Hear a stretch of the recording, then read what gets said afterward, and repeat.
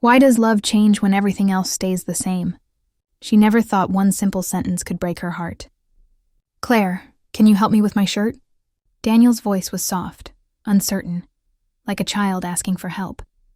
Claire turned from the kitchen sink, a dish towel still in her hands. He stood there in the doorway, her husband of 20 years, holding a button-up shirt, the buttons mismatched, his fingers trembling slightly. It wasn't the first time he'd asked lately. But it was the first time she noticed the fear in his eyes. She laughed gently, trying to hide her worry. Of course, she said, taking the shirt and helping him. Her fingers moved fast, practiced, but her heart felt heavy. Daniel had always been the one to take care of things. He fixed the car, the roof, even her broken moods. Now she was fixing his buttons. When she finished, he smiled faintly. Thanks, Claire. But there was hesitation in his voice, like he was unsure of her name. The day passed quietly, but Claire's thoughts didn't. He'd been forgetting things, small things at first. Where he left his keys, the name of their neighbor. Last week he'd called their niece Anna, though her name was Lily.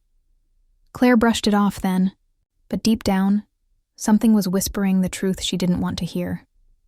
That night, as they watched TV, Daniel laughed at a joke on the screen. For a moment, everything felt normal again. But later, when she went to the kitchen to make tea, she heard his voice behind her. Claire, he said, did we already eat dinner? The mug slipped from her hand and shattered on the floor. She turned slowly, searching his face. He looked calm, almost embarrassed. I can't remember, he admitted. Her throat tightened. She forced a smile and said softly, Yes, Daniel, we did. He nodded, relieved, then went back to the couch like nothing had happened. But Claire couldn't move.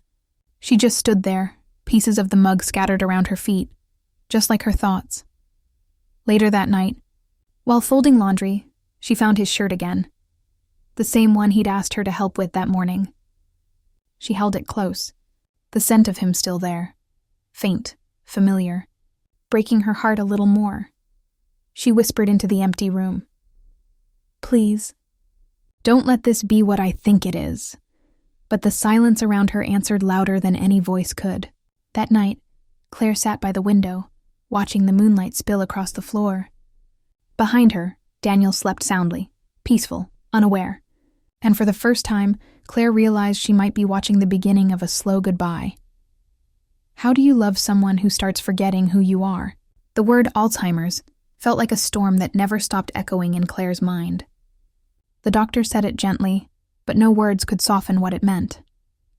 Daniel, her Daniel, was slipping away, not in body, but in memory. For days, she tried to convince herself it was just stress, just tiredness, something that could be fixed with rest. But each morning proved her wrong. He would forget small things, where his shoes were, how to tie his tie, what day it was. Then one morning he looked at her and asked, Emily, where's my blue shirt? Emily. That was his sister's name. She'd been gone for years. Claire froze, the coffee spoon trembling in her hand. I'm Claire, she said softly, smiling like it didn't hurt. But Daniel just nodded vaguely, still looking for his shirt. She told herself not to cry. He didn't mean it. He couldn't help it. Every day became a test of patience and love. Sticky notes covered their home, reminders on mirrors, doors, the fridge. Brush teeth, eat breakfast, take medicine.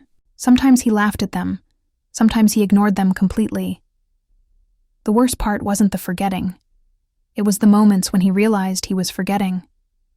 He'd sit quietly on the porch, staring at nothing and whisper, Something's wrong with me, isn't it? And Claire would take his hand, forcing a smile. You're fine, Danny. We'll figure it out. But she knew figuring it out meant learning how to lose him slowly. One evening, he was sitting on the couch, holding an old photo of them dancing at a wedding. She looks happy, he said softly, pointing at her picture. Claire swallowed hard. She was. You made her happy. He smiled faintly, still staring at the photo. I hope I did, he murmured. Later that night, he wandered outside barefoot, calling for someone. She didn't even recognize the name. Claire ran after him in her robe, heart racing, the cold biting her feet. She found him standing by the fence looking at the stars. "Daniel," she called. He turned slowly. "Emily?" he said again, voice full of confusion. She walked closer, tears burning her eyes. "No, honey. It's me, Claire." For a moment, he stared at her like he was trying to pull her face from a fog. Then he smiled faintly. "You look like her."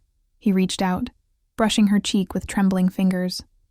"You're kind," he whispered. Emily was kind too. Claire nodded, her voice barely holding together. "Let's go inside," she said, taking his hand.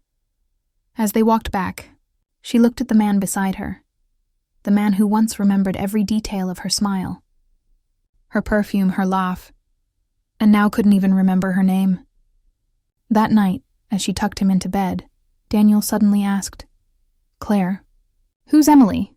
Claire froze, realizing the storm inside his mind had taken another piece, and there was no way to bring it back. Can you still love someone who forgets your face every day? The days blurred together like pages of a book with missing words. Claire woke up each morning to the same question. "Can you help me with my clothes?" It used to sting. Now it was a rhythm of her life. She smiled, helped him button his shirt, tied his shoes, and pretended not to notice that he didn't call her by name anymore. One morning, Daniel looked at her and said softly, "You're the nice lady who lives here, right?" Claire froze for a second but then nodded. "Yes," she said gently. "That's me." Inside, her heart cracked, but on the outside she stayed calm.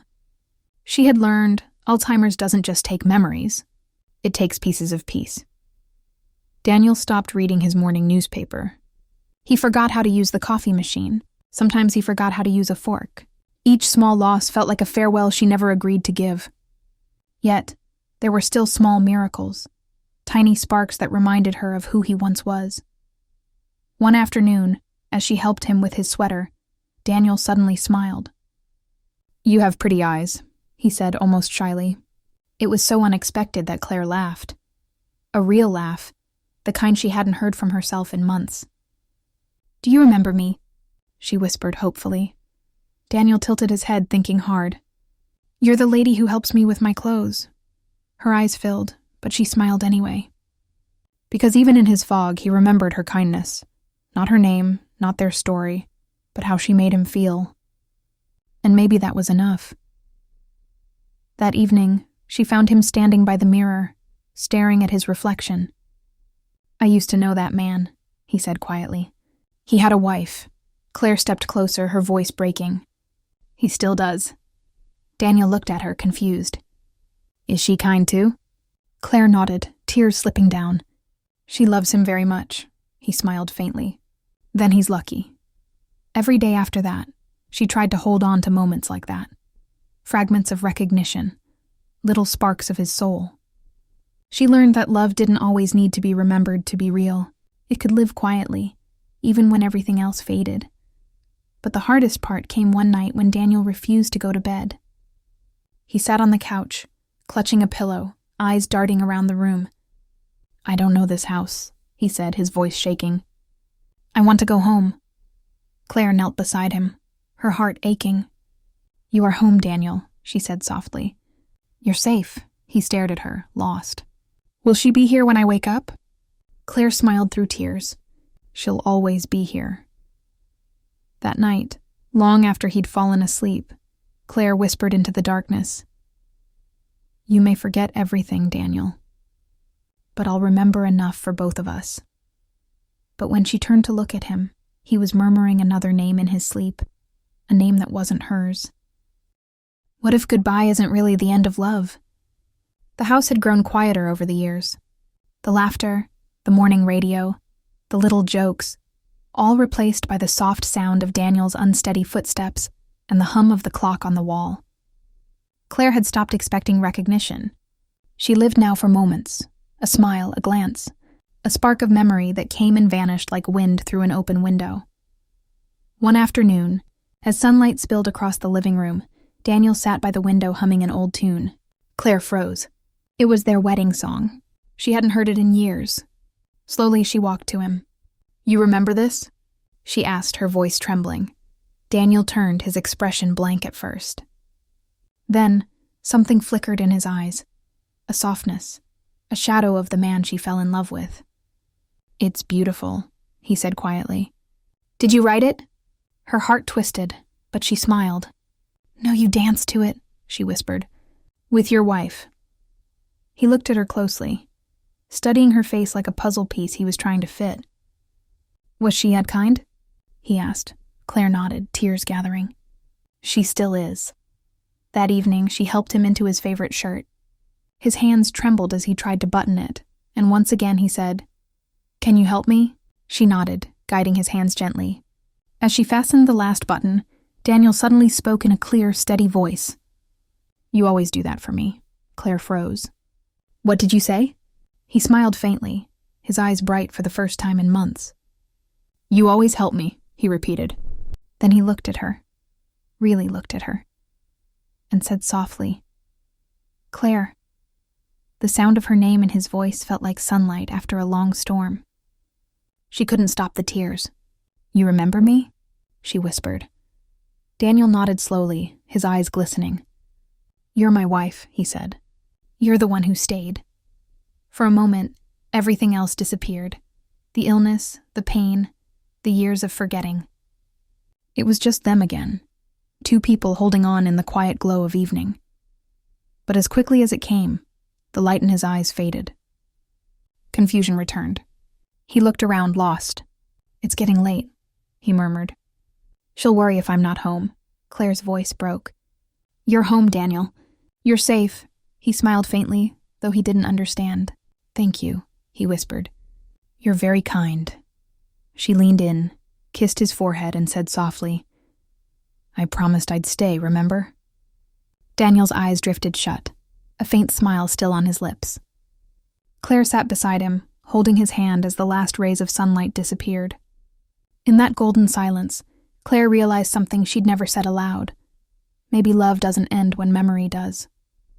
Maybe it lives quietly in the spaces between, in a touch, a voice, a single word that returns just once before fading again forever.